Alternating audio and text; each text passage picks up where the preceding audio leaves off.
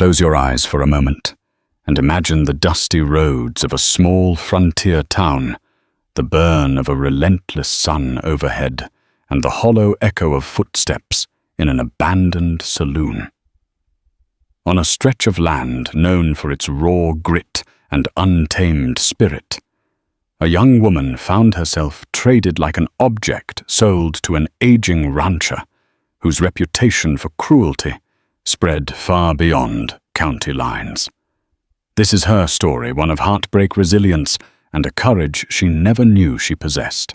And it's also the story of a quiet cowboy whose unspoken vow was to rescue her from a fate worse than death.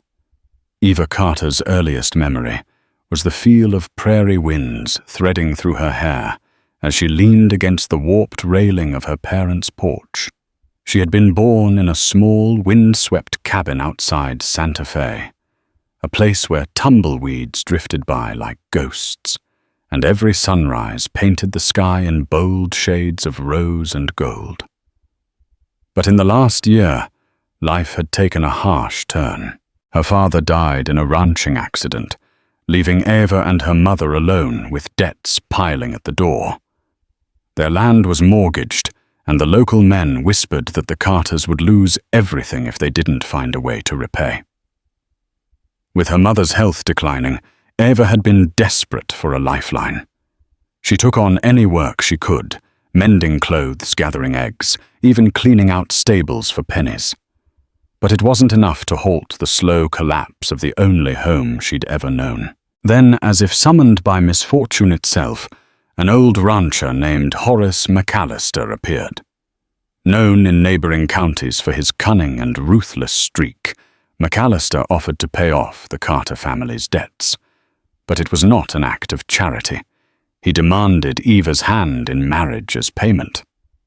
Eva had no illusions about Mallister. He was a man in his late 50s, stooped from years of labor, but still imposing with broad shoulders and dark, calculating eyes. She had heard stories, whispers, about how he treated his workers, the scars he left behind. Despite her fears, Eva's mother insisted that she consider his proposal. They were out of options. Either they accepted Mallister's terms, or the small patch of land they called home would be swallowed by the bank. Torn between loyalty to her ailing mother and the terror at what marriage to Mallister might entail, Eva felt her world closing in. Ultimately, she chose to protect her mother. Within a month, the carriage arrived at the Carter homestead, and Eva, just 19 years old, walked out in a tattered dress that once belonged to her grandmother. Mallister barely glanced at her. He handed a sheaf of documents to Eva's mother, ensuring the debt was cleared, then hoisted Eva into the carriage as though she were a piece of cargo. The ride to Mallister Ranch was silent, except for the crack of the driver's whip. Eva gripped the edge of the seat, staring at the dusty road, and wondering how her life had narrowed to this bleak path. Even the sky was grey that day, as if mourning the freedom she left behind. When they arrived, Mallister barely waited to show her around. His ranch house was large, made of dark wood that had seen better days. The windows were always shuttered, casting the interior into a permanent gloom. A handful of ranch hands stopped their work to watch the new mistress step down from the carriage. None of them smiled. They recognized the look of someone who had been forced into a deal. Standing there, Eva felt the weight of it all like a yoke pressing on her shoulders. She was no longer free. She was property. Life at the Mallister Ranch was a test of mental and physical endurance. Eva rose before dawn each day, shadows still clinging to the edges of the horizon, to prepare breakfast and then tend to an endless list of chores. Mallister was relentless about keeping his property and his household in order. He demanded obedience, punctuality, and perfection. If dinner was not on the table exactly when he expected, or if the stables were not mucked to his satisfaction, Eva would see his dark scowl and feel his menacing energy simmering like a pot about to boil over. Among the ranch hands was a middle-aged man named Rufus Johnson, who had worked for Mallister for nearly a decade. Rufus walked with a limp from an old injury, and though he never dared confront the boss openly, he offered Eva small kindnesses, a warm cup of tea, a gentle word, or a warning about Mallister's mood. It was Rufus who quietly shared that Mallister had once been married before to a woman named Martha, who had run off under mysterious circumstances. Rumors around town said that Mallister had driven Martha away with his cruelty, though no one knew if she was truly still alive. The ranch's isolation heightened Eva's sense of entrapment. The nearest neighbor was miles away, separated by a patchwork of rolling hills and dusty roads. On Sundays, she would walk to the far edge of the property under the pretense of gathering wildflowers just to feel the breeze across her face and imagine a life beyond. Sometimes she'd see travelers on horseback or wagons headed to Santa Fe, and her heart would tighten with longing. The only silver lining, if it could be called that, was that Mallister seemed more concerned with showing her off as his young bride than forcing intimacy upon her. He treated her like a prized possession, trotting her out in front of guests or in town to display his power and wealth. Eva soon realized it wasn't love he desired, but control. She endured comments about how lucky she was to have a provider, all while her spirit withered under his watchful eye. One evening after a dinner, where Mallister had drunk far too much whiskey, he cornered Eva in the small parlor where she sometimes embroidered. His breath stank of alcohol, and the red veins in his eyes mirrored the fury in his voice. He accused her of not respecting him enough, of looking at the ranch hands too kindly, of thinking she was above her station. For the first time, he raised his hand to her. Though he didn't strike with full force, the blow was enough to bruise her cheek and leave her trembling. Later that night, Eva locked herself in the room that was meant to be her marital bedroom. The bruise throbbed on her face, but what hurt more was the realization that she was truly alone. She pressed her ear against the door and listened to Mallister's heavy footsteps pacing the hallway. Eventually, he staggered to his own room, slamming the door behind him. In the solitude that followed, Eva's tears came in waves, each sob breaking the silence of the dark.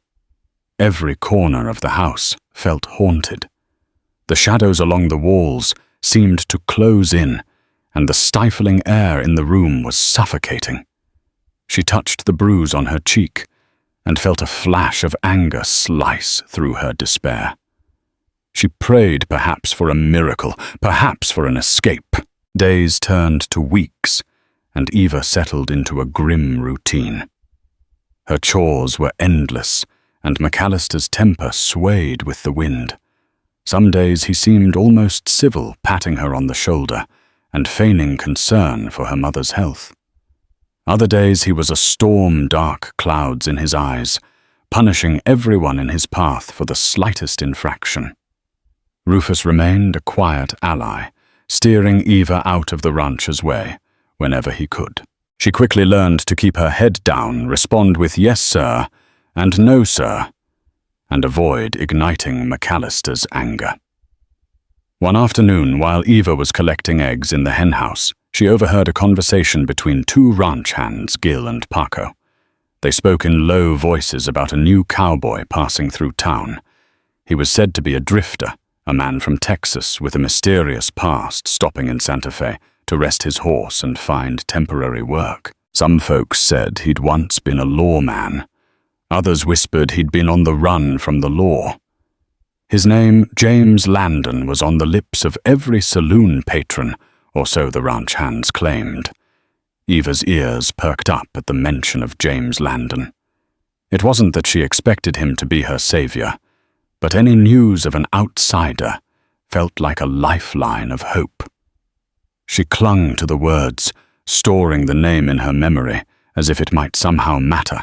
That evening, when she served Mallister his whiskey and stew, Eva caught a snippet of conversation about an upcoming livestock auction in Santa Fe. Joseph McCoy, a well-known cattle trader historically credited with turning small ranches into booming industries, was rumored to be passing through. Mallister planned to attend both to flaunt his wealth and perhaps to make some business deals. In the swirl of that conversation, a few ranchers also mentioned James Landon. They called him the Quiet Texan, a man who could break horses with a gentle hand, but rarely spoke more than a few words at a time. Eva noted how Mallister's lip curled in disdain at the mention of Landon. He had little respect for drifters, especially ones who captured attention or admiration. "I've seen his type before," Mallister grunted. "They blow in with the wind blow out just as fast. Nothing but trouble." Still, a seed of curiosity had planted itself in Eva's mind. A quiet cowboy, rumored to be decent, passing through a place so full of corruption and cruelty. Something about it intrigued her. She had no illusions, though. Even if James Landon appeared at the ranch gate, Mallister would never let him within 100 yards of Eva. As the sun set behind the hills, painting the sky in a deep crimson, Eva finished her chores. She took a moment to linger by the corral, watching the horses stomp and snort in the cool evening air. She pressed a gentle hand to the flank of a bay mare, finding comfort in the animal's steady warmth. She whispered, "I wish I could ride away too." For a second, Eva imagined a scenario, someone from beyond this dusty realm stepping in, offering her a chance at a different life. But that was just fantasy, something out of a dime store novel. Real life was far crueler, and she'd learned that well enough. Still, as she walked back to the house under the darkening sky, she couldn't shake the faint spark of hope flickering inside her. It was early April when the Mallister ranch prepared for the livestock auction in Santa Fe. Mallister insisted that Eva accompany him to demonstrate the ranch's respectable family image. In truth, he wanted to flaunt her youth and remind the local businessmen of his standing. For Eva, the trip was bittersweet. She hadn't visited Santa Fe since before her father died, and the memories rushed back in full color. Her father tipping his hat to passers-by, the bustle of wagons and stagecoaches in the streets, and the spicy aroma of chili peppers being sold by vendors. At the same time, Mallister's presence loomed over her. She felt his iron grip on her arm whenever they walked among the crowds. The livestock auction was held in a massive corral on the outskirts of town. Cattle bellowed, horses neighed, and cowhands shouted, creating a cacophony of noise that reverberated through the dusty air. Buyers and sellers congregated in clusters, exchanging bills of sale over the horns of restless animals. It was in this swirl of chaos that Eva first laid eyes on James Landon. He stood near a pen of horses, wearing a battered Stetson hat pulled low over his eyes, a faded blue bandana around his neck, and well-worn boots caked with dust. His stance was relaxed but alert, as if he was perpetually ready to move. Even from a distance, Eva noticed something different about him. Perhaps the way he didn't brag like other cowboys, or how he seemed to handle a skittish stallion with just a whisper and a firm hand. Mallister was busy bargaining over cattle prices with a large man from Arizona, so Eva seized the moment to drift closer to the horse pen. She could hear James murmuring softly to a fretful mare, his voice barely above the wind. When he turned around, their eyes locked for a split second. The look in his eyes wasn't the usual leering glance she got from men who saw her as a novelty. Instead, it was a curious, almost gentle gaze. She startled and quickly averted her eyes, heat rushing to her cheeks. Mallister's voice boomed from behind her, and she felt his bony fingers dig into her arm, pulling her back. "Come here," he barked. "I want you to meet Frank Watson and Joseph McCoy." Eva managed a polite smile, feeling McCoy's critical gaze as he sized up Mallister's operation. Watson was less subtle. He openly stared at Eva in a way that made her skin crawl. She stole another glance in James Landon's direction, but he had shifted away to help load a horse into a trailer. She shook herself from her reverie. Why was she drawn to this stranger? It made no sense. She reminded herself that she was bound to Mallister, her life entangled in his. Nonetheless, she felt a powerful longing, as though the mere presence of a man like James Landon symbolized all she could have been if fate had been kinder. Later that afternoon, the sun was beginning to sink when Mallister decided they'd stay overnight at a local inn. He had more deals to finalize and wanted to join some ranchers for poker in the saloon. Eva found herself sitting alone on the inn's porch, her eyes roaming the street. That was when James appeared again, leading a horse down the thoroughfare, presumably searching for stabling. He gave her a small nod when he noticed her removing his hat politely. Eva managed a quick nod in return, glancing nervously around to be sure Mallister wasn't watching. James paused as if he wanted to speak, but a raucous laugh from Mallister inside the saloon made him think twice. He tipped his hat again and disappeared into the stable yard. It was a brief encounter, barely a handful of seconds, but it resonated with Eva more than any moment in recent memory. She could not have guessed that this man would soon become her unexpected ally, or how that single nod would be the precursor to a spiral of events that would unravel everything. After returning to the ranch, Eva couldn't shake the image of James Landon. She found herself daydreaming during chores, recalling the way he handled that nervous mare, the gentle look in his eyes. Though she berated herself for clinging to such fleeting moments, a flicker of hope had sparked in her mind. Mallister, preoccupied with new livestock deals, paid little attention to Eva's distracted manner. He spent long hours in his study, poring over contracts and banknotes, occasionally erupting into foul curses if the numbers didn't match his liking. When he wasn't in his study, he rode out to his newly acquired pastures to assess the cattle. Eva was relieved. His absence offered short pockets of freedom. During one such moment, she snuck out to the barn where Rufus was mending a saddle. The man looked up with tired eyes, his graying hair streaked with sweat. "You shouldn't be out here alone," he warned softly. "If Mallister catches you, I just need a moment," Eva whispered.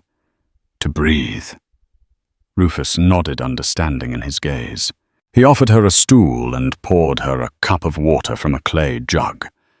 The barn smelled of hay and horses, a scent that oddly calmed her. Eva took a moment to lean back against a wooden beam, letting her mind wander to that day in Santa Fe. Finally, she mustered the courage to ask, "Have you heard of a cowboy named James Landon?" Rufus paused, his brows knitting into a frown. "Landon. The Texan who's been drifting through these parts. I've heard a few folks mention him. They say he's been picking up ranch work here and there. Not a troublemaker by any means, but no one knows much about him." Eva's heart thumped a bit louder. "I just heard the name in town," she said, trying to sound casual, though her voice trembled slightly. "There was talk about him at the auction." Rufus gave her a knowing look, but said nothing more. Instead, he changed the subject, warning her about Mallister's short fuse. "He lost a card game in Santa Fe, and you know how he hates losing." Rufus sighed. "It's been rumored he's on edge because the ranchers he played with might have cheated him. Just mind your steps, Eva. Don't cross him right now." Eva nodded, her insides constricting with anxiety. Mallister's tantrums were enough to make the walls quake. She thanked Rufus for the water and retreated to the house, thoughts swirling in her mind about the quiet cowboy. She questioned what she expected a knight on a white horse galloping in to save her. That was a fantasy best left in storybooks. Yet the memory of James's steady gaze wouldn't let go. The next day, Eva gathered her courage and asked Mallister if she could go to the weekly market in Santa Fe. She fabricated an excuse about needing supplies that the ranch's traveling peddler couldn't provide. She even volunteered to pay from her household allowance. Mallister's eyes narrowed with suspicion, but eventually he relented on the condition she return by sundown. With each mile of the journey, Eva felt her lungs expand as though she'd been breathing stale air for weeks. She arrived in Santa Fe just past noon. Her errands were real enough, thread salt, a little sugar, but her eyes swept every street and building, hoping to catch a glimpse of that familiar Stetson or the outline of a tall, lean cowboy. She wandered through the marketplace, heart fluttering, each time she spotted someone wearing a dusty hat. But James Landon was nowhere to be found. Disappointment settled in like a sudden chill. She dropped by a small cafe for a quick lunch of cornbread and beans. An older waitress named Clara approached her with a sympathetic smile. "You look like you're searching for someone dear," she said kindly. Eva hesitated. "Just a friend I met at the auction," she replied, vaguely hoping she didn't sound too desperate. Clara smiled knowingly. "You mean that Texan who's been helping Doc Bailey break his horses?" "He was around 2 days ago, but I heard he left for Silver Creek. Won't be back for another week, maybe more." Eva's shoulders slumped, though she forced a polite smile. "Thank you," she managed, paying for her meal and leaving the cafe. A sense of emptiness followed her as she rode back to the ranch. The day's small window of freedom closed swiftly, overshadowed by the knowledge that she still belonged to Mallister. She walked through the ranch gates with heavy steps, her future as murky as the dusty twilight. A month slipped by without any new mention of James Landon. Eva resumed her routine of chores, walks to the edge of the ranch, and silent dreams. She grew more adept at reading Mallister's moods, sidestepping his anger whenever possible. Yet tension simmered beneath the surface, particularly as rumors circulated that Mallister's finances were not as robust as he projected. He owed money to various traders and was scrambling to keep up appearances. One scorching afternoon, Eva was scrubbing the veranda when she saw a rider approaching in the distance. It wasn't Mallister he had left hours earlier for a business meeting. As the figure neared, Eva's pulse quickened. It was James Landon, riding a sturdy chestnut horse at an easy gait. He tipped his hat when he spotted her, then slowed to a stop at the ranch entrance. Eva stood, heart pounding so loud she could barely hear. She glanced around, noting that most of the hands, including Rufus, were out in the fields. Gathering her nerve, she approached the fence. "Can I help you, mister?" she asked, trying to keep her voice steady. James cleared his throat. Up close, she noticed the small scar on his left cheek and a quiet kindness in his eyes. "I'm looking for work," he said. "Heard Mallister might be needing another hand. Some folks in town told me so." Her mind raced. Mallister would never let this man stay if he thought it might upset his tightly controlled household. Still, she couldn't help wanting him to remain, if only to see a friendly face. He's in Santa Fe," Eva explained.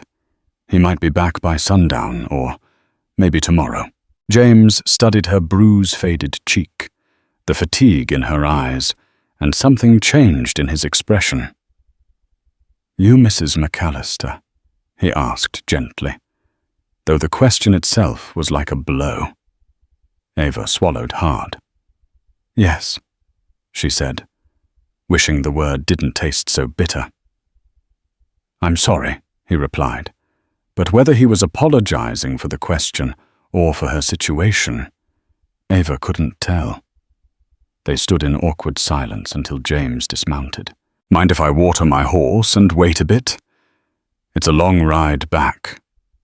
Eva felt an odd sensation, a conflict between the risk and the yearning to have him nearby.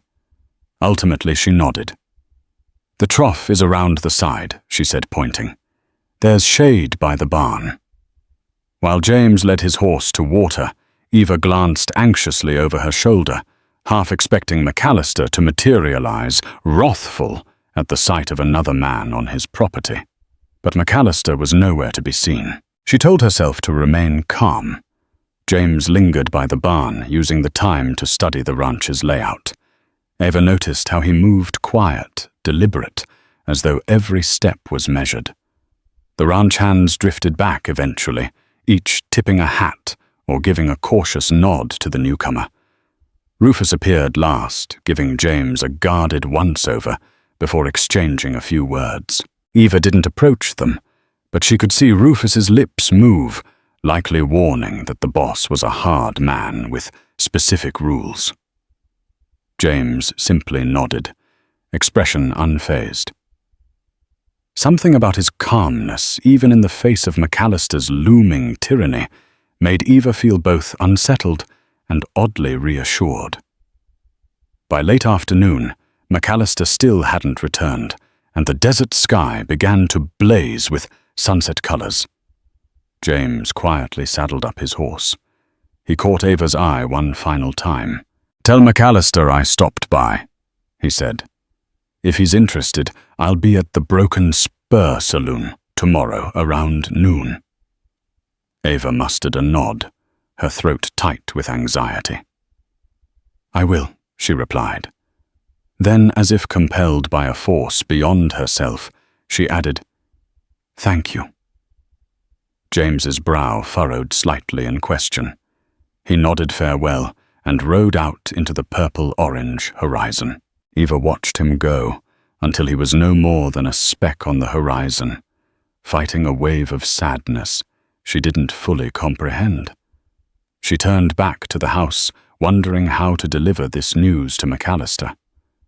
But as night settled in, and her husband finally returned reeking of whiskey, she judged that it wasn't the right time. He was in a foul mood, slamming doors and cursing under his breath about filthy cheats and worthless deals. Eva kept her distance. Later that night, lying awake in bed, she stared at the ceiling beams. She wondered if James Landon would really be at the Broken Spur the next day. And if he was, would she dare to go there to speak to him on her own? The thought both thrilled and terrified her, like a spark in the darkness that threatened to grow into a blaze. That next morning, Mallister was still snoring in his study, slumped over paperwork and an empty whiskey bottle, when Eva slipped into the kitchen. She quietly prepared coffee, pausing at intervals to ensure he hadn't stirred. By the time the sun had fully risen, she made a decision she would ride into town under the guise of collecting supplies again. In truth, she wanted to find James at the Broken Spur to warn him that Mallister might not take kindly to his offer, or perhaps to see if there was any possibility, no matter how remote of an escape. Her hands shook as she saddled a gentle mare named Lady. She rarely rode alone anymore. Mallister didn't trust her outside his sight. Her heart pounded as she guided Lady out of the ranch gates, each hoofbeat sounding like the ticking of a clock counting down to a dangerous confrontation. The ride to Santa Fe took over an hour, sweat beading on her forehead under the already blazing sun. When she reached the edges of town, she guided Lady to a discreet hitching post near a livery stable. Walking the remaining blocks, Eva kept her head down, face partially hidden by the wide brim of her worn hat. The Broken Spur Saloon was a modest establishment with swinging wooden doors and chipped paint on its walls. The midday sun cast long shadows across the entrance. Swallowing her nerves, Eva pushed open the doors. The saloon's interior was dim, the smell of stale beer, old wood, and tobacco drifting in the air. James Landon was seated at a corner table, a glass of water in front of him. He looked up the moment Eva stepped inside, a flicker of surprise crossing his features. She wove through the nearly empty tables, ignoring the suspicious glances of an old bartender and the lone patron dozing at the bar. She slid into the chair opposite James, feeling her pulse roar in her ears. She began, then hesitated, unsure what exactly she intended to say. "I'm here to warn you. Mallister won't hire you, and if he sees you talking to me, it could go badly. For both of us." James regarded her calmly. "I figured as much," he said, voice low. "But I had to try.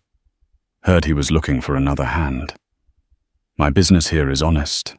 Just need a way to earn a living for a while." Eva swallowed. Her words came out in a rush. "He's a cruel man, James. He forced me into marriage to pay off my family's debts. He won't let me leave. If you stay around, he might target you." James's eyes flickered with empathy. "I don't want to cause you trouble," he said softly. "But folks like Mallister only gain power when everyone's too scared to stand up to them." His voice was steady, carrying a conviction that made Eva's heart squeeze.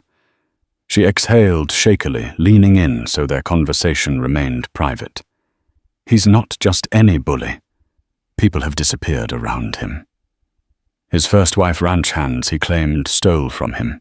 No one has proof, but the rumors are enough to—" She stopped, feeling her voice quiver. James placed a hand on the table. Palm up, an unspoken invitation for trust. "Tell me exactly what you want, Eva," he said. "Because I see how you look like a bird in a cage." Tears pricked her eyes. "I want out," she whispered. "But I can't leave my mother behind. She's still living in my old home, near enough for Mallister to— He can hurt her if I run. He'll do anything to maintain control." Silence hung between them, heavy with possibility and dread. James finally spoke, his voice firm but compassionate.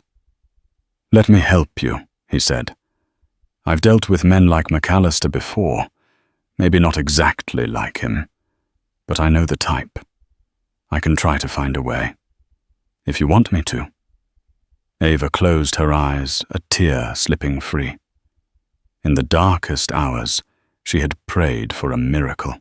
Was this it, or was she risking an even worse fate? "You could get killed," she said, forcing herself to look him in the eye. "He won't hesitate if he thinks you're interfering." James gave a small shrug. "Life's risk, ma'am. I've faced it before. If it means doing some good for someone who's trapped, I'll take that gamble." Her breath caught. She realized she was on the verge of trusting a near stranger with her life, and potentially her mother's life as well. Yet something in James's demeanor, calm, unwavering, not a trace of bravado, convinced her that he was exactly the kind of man who would follow through on his word. She nodded slowly. "All right," she said, voice trembling. "I don't know how or when, but thank you." Their conversation ended abruptly when the saloon doors swung open and a trio of men stomped inside, spurs clinking. Eva stiffened, but they weren't Mallister's men. Still, it was a warning. Time was short, and eyes were everywhere. Eva stood up first. "If something changes, I'll send word through Rufus," she whispered. "He's the only one I trust at the ranch." James nodded his eyes, never leaving her face. "I'll be waiting. And be careful." Heart pounding, Eva made her exit. Stepping back into the scorching midday sun, she felt her chest tighten with a mixture of dread and the faintest glimmer of hope. For the first time in months, she had a plan, albeit a dangerous one. Returning to the ranch, Eva was greeted by Mallister's scowl. He stood on the veranda, arms crossed, the midday heat rippling around him. "Where the hell have you been?" he demanded. Eva forced her voice to remain steady. "Santa Fe," she replied. "Needed supplies." He eyed her saddlebags, rummaged through them, and grunted. Seemingly satisfied, he barked an order for her to take his horse to the far corral. She did so without complaint, steeling herself for another day of carefully measured words and fearful glances. That evening, she found a brief moment alone in the barn with Rufus. Keeping her voice low, she revealed she'd met with James and told him of her predicament. Rufus listened, eyes widening, then let out a slow whistle. "You're playing with fire," he warned. "Mallister won't forgive a betrayal. Not ever." "I know," Eva whispered, hands trembling. "But James wants to help. We just need a plan, a safe place to take my mother, and then a way to get me free. I can't live like this anymore." "Rufus?" The old ranch hand scratched his stubbly chin. "If Mallister catches wind, we're all dead. But I'll do what I can. When I go to Santa Fe for the monthly supplies, I'll see if I can pass a message along." Their conversation was cut short when Gil, another ranch hand, ambled into the barn, whistling tunelessly. Eva quickly busied herself with brushing one of the horses, while Rufus resumed his saddle repairs. But her heart pounded painfully. Every conversation was a risk. Every secret word was a potential death sentence. Days turned into a tense haze. Eva continued her chores, half expecting Mallister to corner her at any moment with accusations of betrayal. But he seemed preoccupied, flipping between sour moods and triumphant boasts about new cattle deals. She could see he was barely holding his operation together.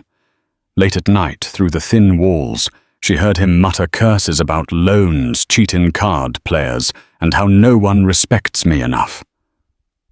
Meanwhile, Rufus discreetly left a note at the general store in Santa Fe, addressed to James.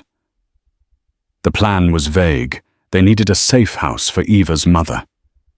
Someplace Mallister wouldn't think to look. And they needed a moment, a single window of time when Eva could slip away without drawing suspicion. Finally, word came back through a traveling peddler named Silas, who had a quiet arrangement with Rufus. Silas delivered a sealed piece of paper to Rufus, who passed it to Eva under the guise of handing her some cloth. The note read, "Found a place near Silver Creek. An old friend of mine, Mary Henderson, runs a small boarding house. She's trustworthy and doesn't ask questions. If your mother can travel, we'll move her first. Then we'll come for you. L." Eva felt a dizzying relief and dread.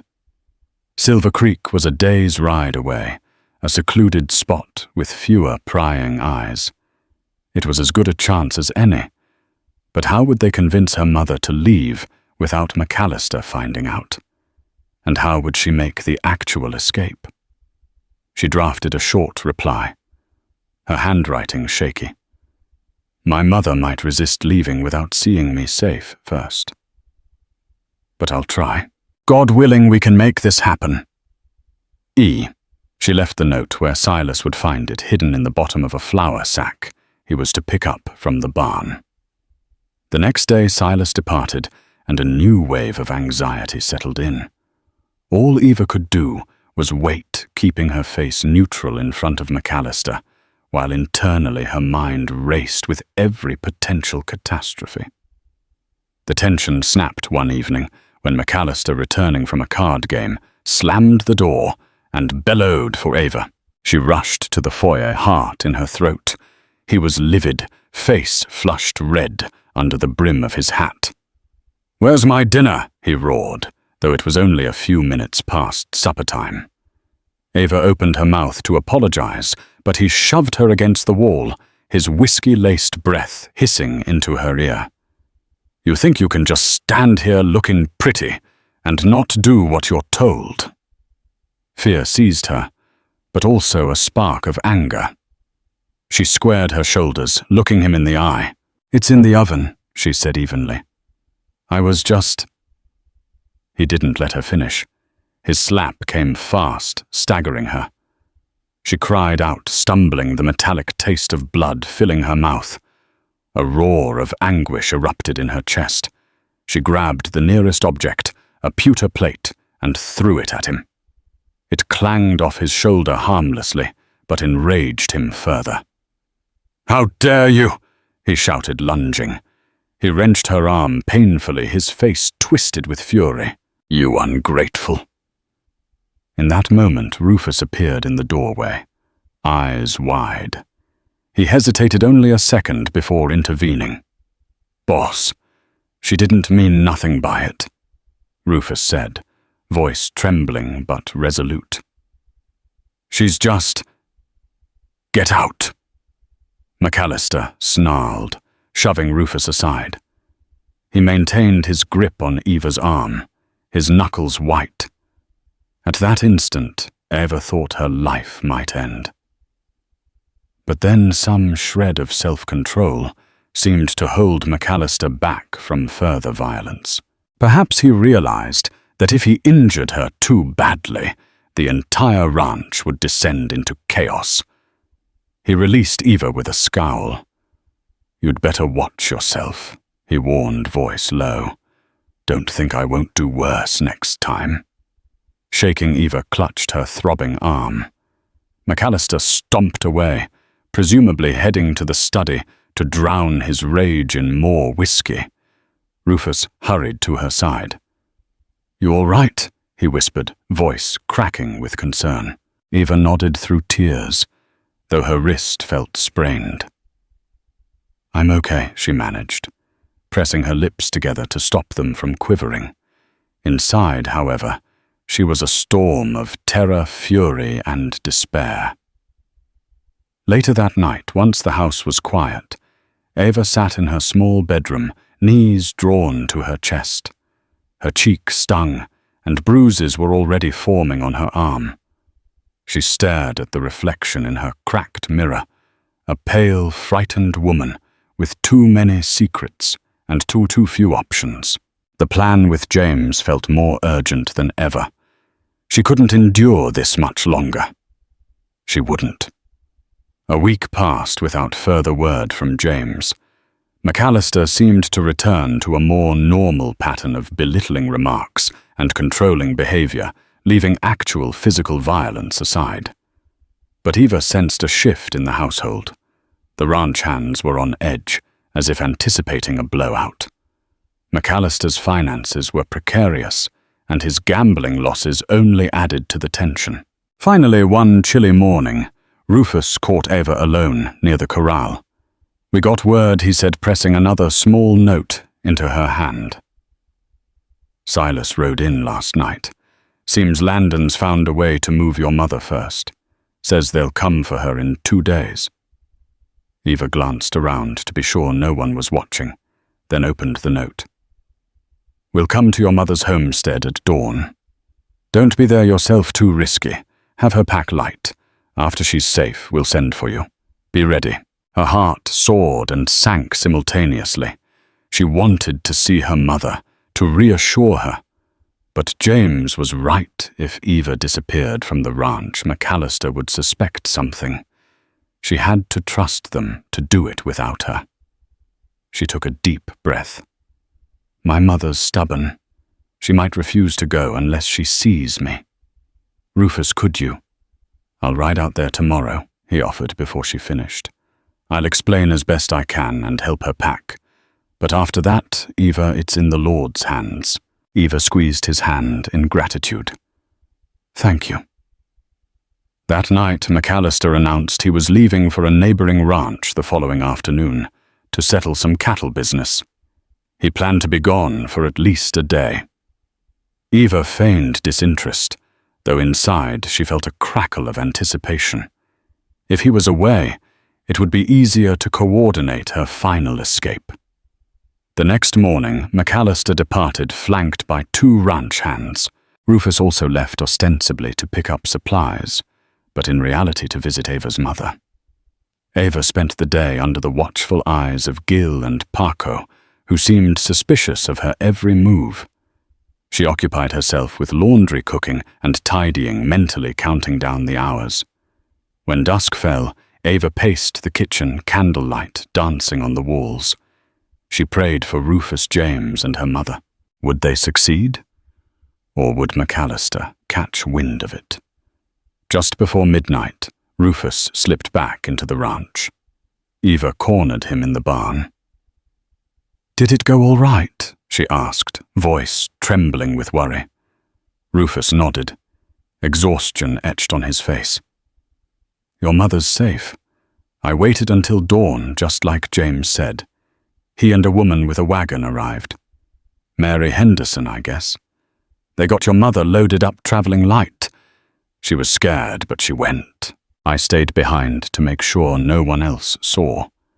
Relief flooded Eva, and she nearly collapsed against the barn wall, tears streaming down her face. "Thank God," she whispered. But now the final part loomed her own escape. Rufus placed a steadying hand on her shoulder. "James says he'll contact me about the next step. Might be tomorrow, might be next week. But just hold tight, we'll get you out." Eva nodded, wiping her tears. Even with her mother safe, the risk was colossal. If Mallister suspected anything, he could still take revenge on the rest of them. She braced herself for the challenge that was coming. Mallister returned the next evening, reeking of whiskey. He complained about the other ranchers' unfair deals, so Eva played the dutiful wife, offering him food and a fresh bed. Inside, she was a coil of tension. The next afternoon, while Eva was in the kitchen peeling potatoes, Gil burst through the door, shouting Mallister's name. Eva's heart seized. Gil held a piece of paper in his hand, waving it wildly. "Boss, this came from Santa Fe. It's urgent." Mallister snatched the paper eyes, scanning quickly. His face contorted in confusion and rage. "What in the devil?" He shot a suspicious glance at Eva. "My contact in Santa Fe says Mary Henderson took in a sick woman, claims it's Carter's widow." "That's your mother." Eva's hands trembled. She forced a look of surprise. My mother. But how did she get there?" Mallister's eyes narrowed dangerously. "That's what I'd like to know. She's supposed to be living on that scrap of land we paid off. If she's gone to Santa Fe, maybe she's run off on some fool's errand." "But why wouldn't she tell us?" Eva shrugged, feigning concern, while her mind raced. "Maybe she needed medical help," she offered. Mallister grunted. "If she's sick, why not come to me? We have a doctor here in Santa Fe I could pay." His gaze bore into Eva, a silent accusation. "I'm going to find out what's going on." He stormed out, leaving Eva clutching the potato peeler. Anxiety coursed through her veins. She needed to warn James that Mallister was onto something. But how? She found Rufus in the stable yard, quickly relaying what happened. "We have to get word to James. Mallister might head to Mary's place and track them down." Rufus set his jaw. "I'll try. But we gotta move fast." That night, under the pretense of checking the fences, Rufus left the ranch. Eva didn't know if he'd be able to intercept Mallister or James in time. The hours dragged on every creak of the house, making her flinch. Mallister spent the evening snapping at the ranch hands, then locked himself in his study, presumably preparing for an early departure. At dawn, Eva woke to the sound of Mallister saddling up. He glared at her when he noticed her standing by the corral. "I'm heading out," he muttered. "Don't wait up." Eva wanted to plead with him not to go to avert disaster, But she knew that would only rouse his suspicion further. So she watched him ride away, a lump in her throat the size of a boulder.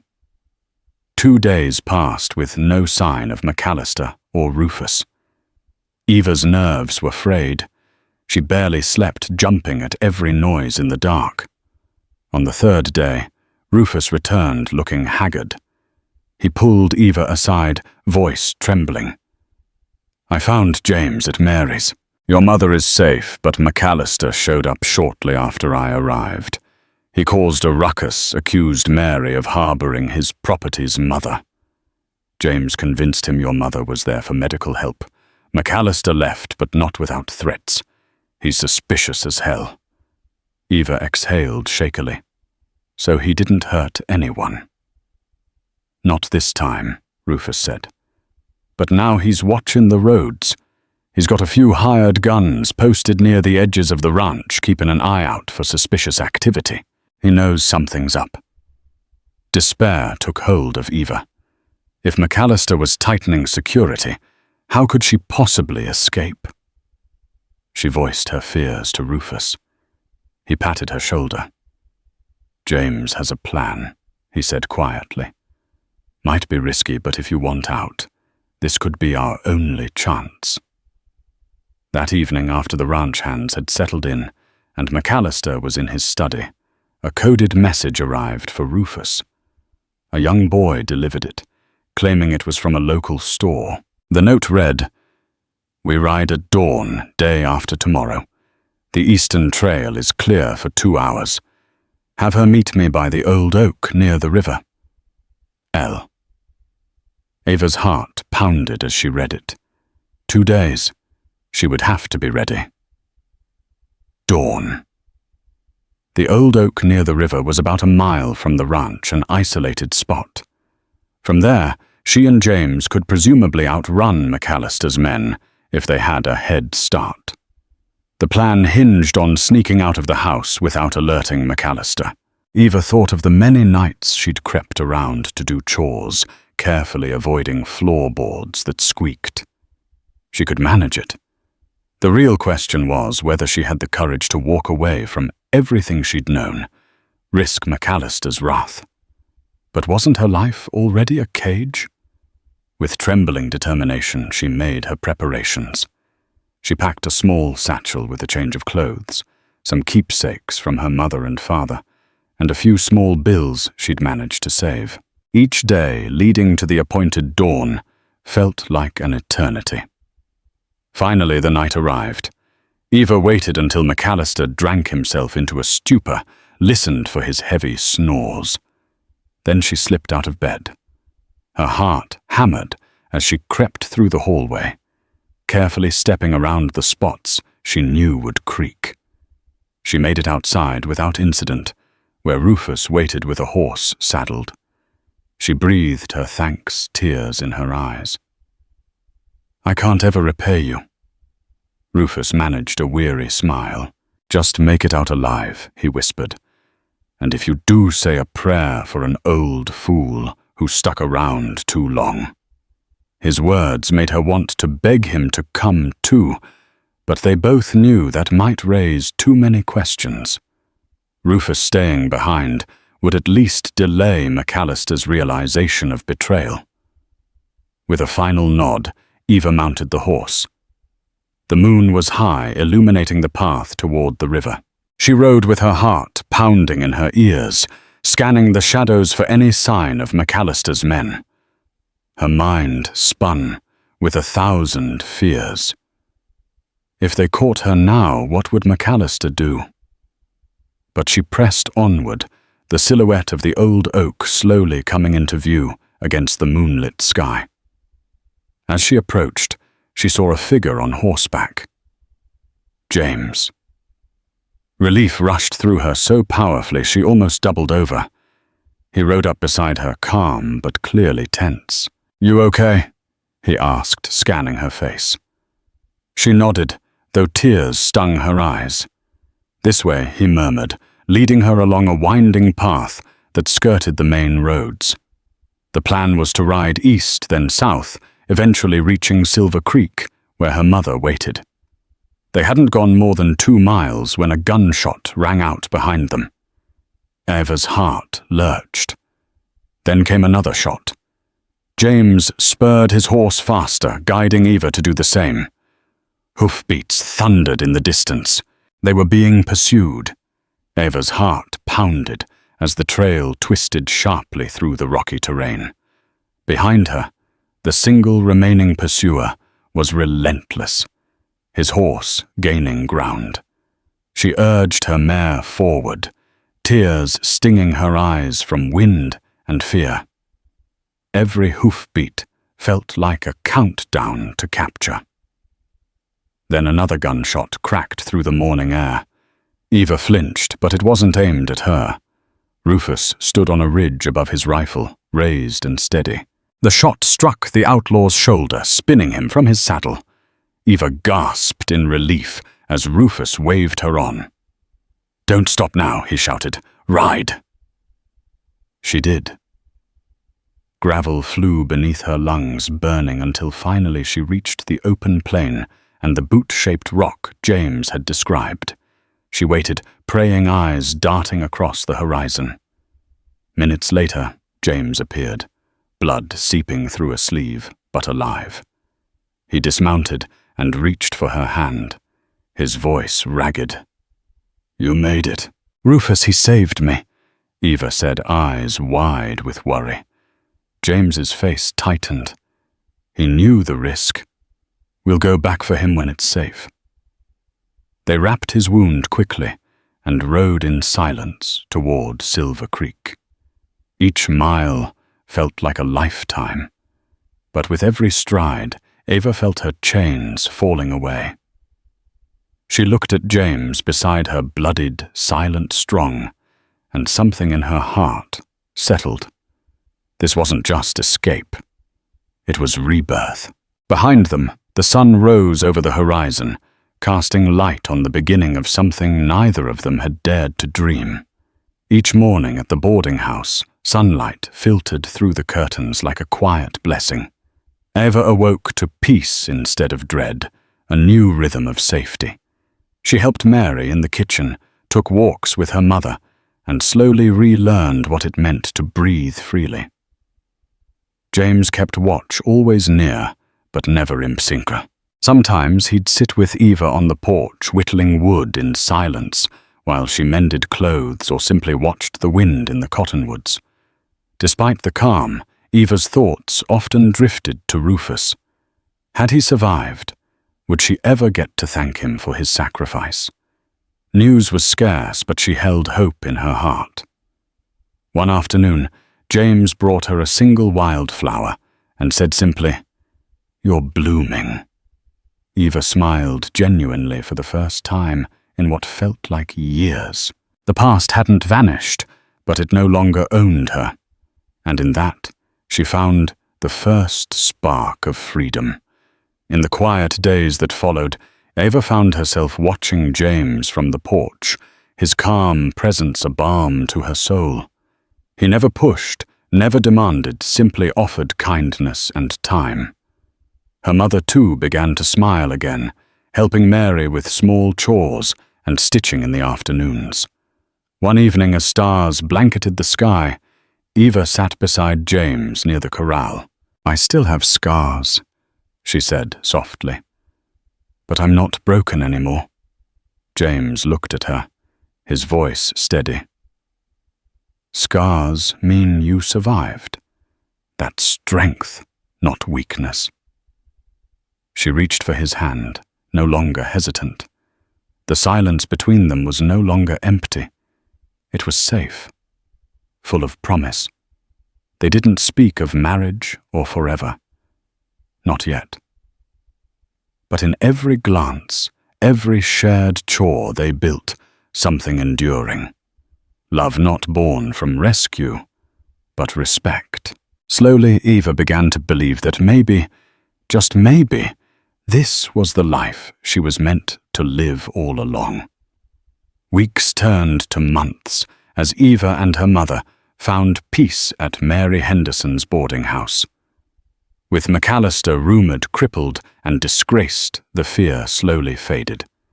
James gained respect, training horses, and Eva began healing, rediscovering her strength. One crisp morning, James took Eva riding through wildflower-strewn meadows. Breathless under the open sky, he dismounted and gently said, "Let's build something new together." Eva, eyes brimming, stepped into his arms. The past no longer held her captive. In that moment, surrounded by sunlight and possibility, she saw a future free, fearless, and filled with love. Thank you for joining us on this journey through the dusty roads and hidden heartbreaks of the Old West. Eva's story reminds us that even in the darkest corners, a single spark of hope can illuminate the way forward. From her forced marriage to a ruthless rancher, to finding an unexpected ally in the quiet cowboy who risked everything to save her, she discovered a courage she never knew she had. If you've been moved by this tale of struggle, survival, and redemption, please do take a moment to like, share, and subscribe to this channel. Every click helps us keep these powerful stories alive and spread them to those who might need a reminder that there's always a way out of the shadows. Together, let's honor the resilience of the human spirit and continue telling stories that inspire hope. Thanks for watching, and we'll see you next time.